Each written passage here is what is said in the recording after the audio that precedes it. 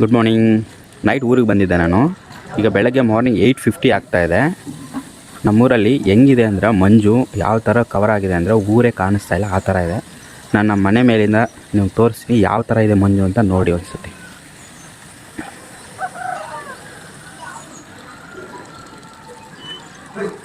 Full ಹೆಂಗಿದೆ ಅಂದರೆ full cover ಆಗ್ತಿದೆ. ಫೋನಲ್ಲಿ ಸ್ವಲ್ಪ ನೀಟಾಗಿ ಕ್ಲಾರಿಟಿ ಕಾಣಿಸ್ತಾ ಇದೆ.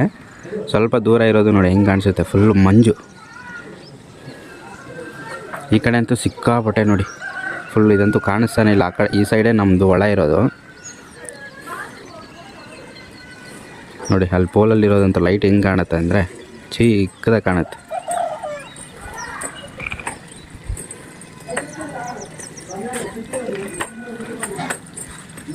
ಸಖತ್ತಲ್ಲ, ಸೂಪರ್ ವ್ಯೂ.